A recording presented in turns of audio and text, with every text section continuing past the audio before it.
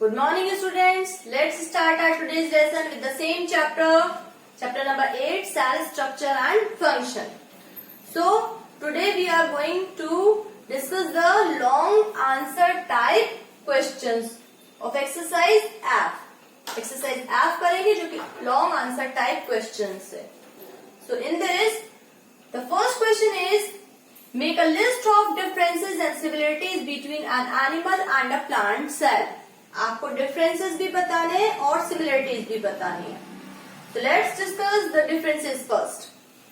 So these are the animal cell and this is a plant cell. So as we have studied earlier, पहले भी हम ये difference कर चुके हैं that in animal cell the cell wall is absent. No cell wall is present. On the other hand, a plant cell has a cell wall composed of cellulose. Plant cells में cell wall present होती है जो कि cellulose की बनी हुई होती है. That's why we can say that cellulosic cell wall is present. Second question is plastids are absent. In animal cells plastids are absent. कोई plastids नहीं होते हैं. On the other hand, in plant cells plastids are present. जो तीन type के हमने plastids पढ़े हैं, क्लोरोप्लास्ट, क्रोमोप्लास्ट एंड ल्यूकोप्लास्ट. ये तीन टाइप के प्लास्टिड्स किसमें प्रेजेंट होते हैं? प्लांट सेल्स में प्रेजेंट होते हैं. Then the next difference is in animal cells centrosome is present. Animal cell में सेंट्रोसोम प्रेजेंट होता है which helps in the cell division. On the other hand in plant cell centrosome is absent. Centrosome absent होता है, उसमें वो present नहीं होता है. सेंट्रोसोम की जगह पे प्लांट सेल्स में ट्यूब्यूल्स प्रेजेंट होते हैं जो कि स्पिंडल फाइबर बनाकर और सेल डिवीजन में हेल्प करती हैं.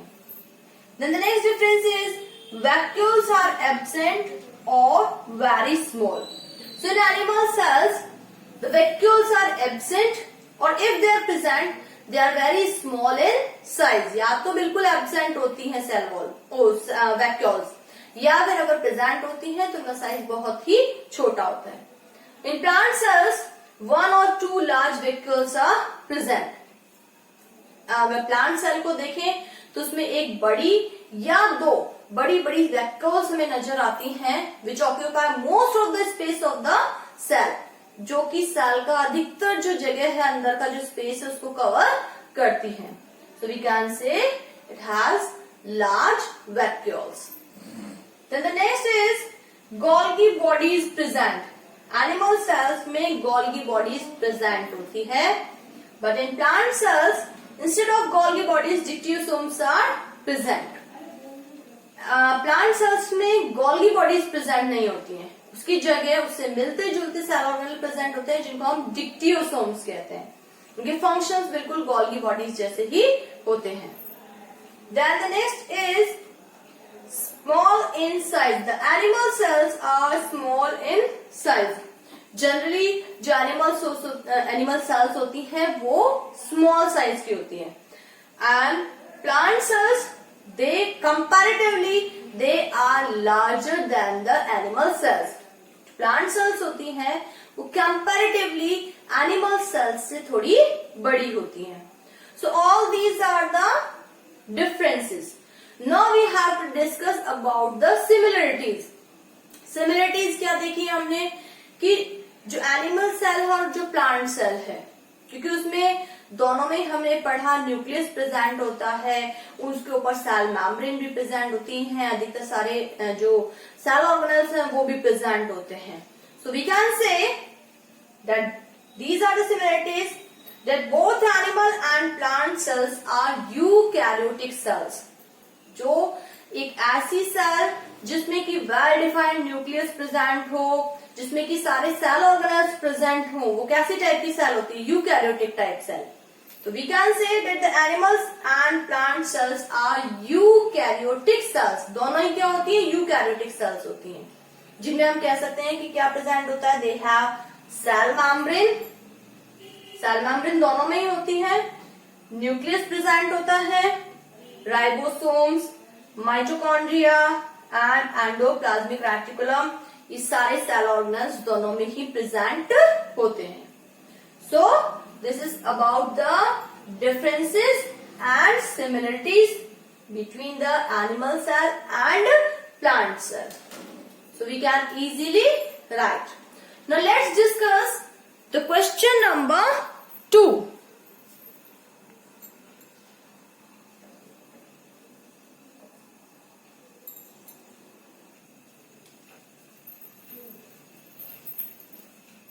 The second question is, describe plastids and their role in the cell.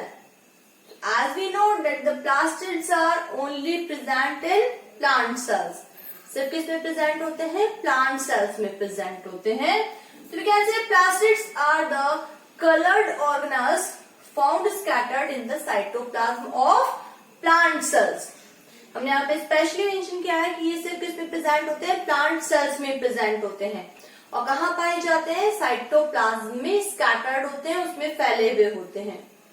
So these are colourful organelles, different colour के हो सकते हैं. Now there are 3 types of plastids that are present in the plant cell. 3 type के plastids होते हैं according to their pigments present in them. उनके अंदर different colour के पिगमेंट्स प्रेजेंट होते हैं, जिसकी वजह से उनके कलर डिफरेंट होते हैं. Accordingly there are 3 types of plastids. First is chloroplast. Chloro means green.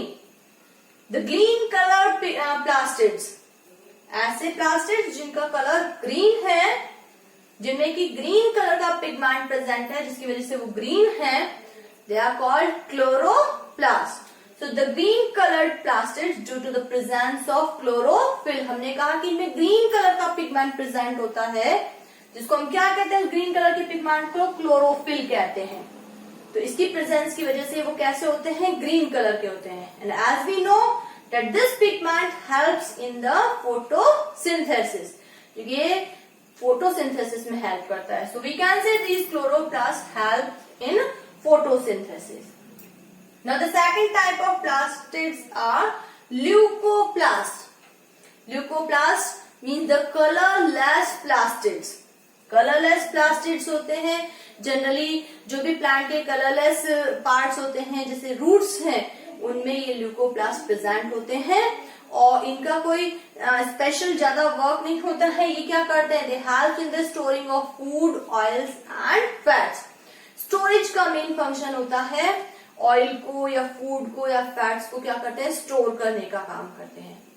Now the third type is chromoplast. Chromo means colourful.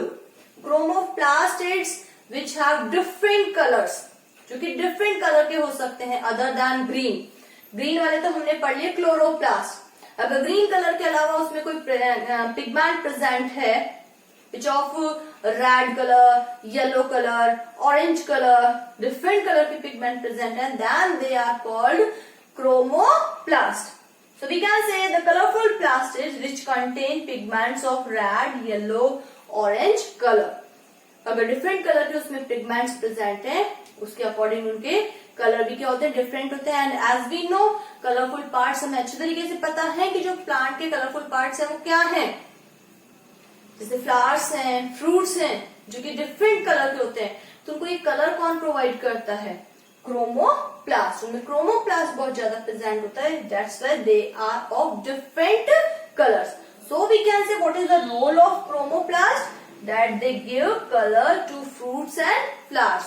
इनका रोल यही है कि ये फ्लावर्स को और फ्रूट्स को डिफरेंट कलर्स प्रोवाइड करते हैं. So it was about the plastids. Now let's do the question number 3.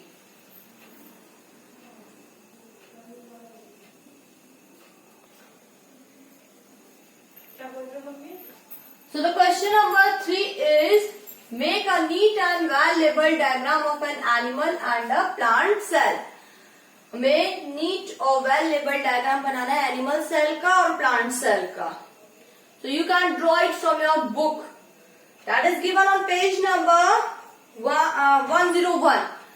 101 पे आपके एनिमल सेल और प्लांट सेल का neat and well labelled diagram दिया हुआ है, but I have drawn it for you on the black board also, so you can compare the differences. आपको ध्यान रखना है that in animal cell the outermost layer is cell membrane. This is the cell membrane, but in the plant cell we have made one cell wall also. Cell membrane के बाहर हमने cell wall और बनाई है. Second thing, the nucleus is in the center, but in it the nucleus is just near the boundary. थोड़ा सा boundary की तरफ है. No vacuole is present, or you can make small vacuoles, but you can see a large vacuole in the occupying most of the space. एक large vacuole बनाई है जो कि most of the space को occupy कर रही है. Next is we have drawn centrosome here, but in plant cell no centrosome is there. Lysosomes, RER, SER are also drawn. But in it, one extra cell organelle is present, that is plastid. ये जो हमने green colour के बनाए हैं, ये हमने बनाए हैं प्लास्टिड, क्योंकि यहाँ पे हमने ग्रीन कलर के बनाए हैं, तो आप क्लोरोप्लास्ट भी लिख सकते हैं, और या फिर आप जनरल नाम लिखिए इसका, ये क्या है, प्लास्टिड है, क्योंकि हमने यहाँ पे एनिमल सेल में ड्रॉ नहीं किए हैं. बाकी और जो है यहाँ पे सेंट्रोसोम बनाया, वहां सेंट्रोसोम नहीं बनाया है. यहाँ पे हमने प्लास्टिड बनाए हैं, यहाँ नहीं बनाए हैं, सेल वॉल बनाई है, सेल वॉल एब्सेंट है, so you can easily draw them, but one diagram on one page only. आपको यहाँ पे साइड बाय साइड नहीं बनाना है, या तो आप ऐसे बनाइए कि वन पेज पे यहाँ पे एनिमल सेल बना लीजिए और नेक्स्ट पेज पे, उसके सामने वाले पेज पे आप प्लांट सेल बना लीजिए, but don't draw them like this, that on one page only you are drawing both of them. एक ही पेज पे मत बनाइए, it will be not neat and clean. So it should be drawn with a pencil only. You can color them.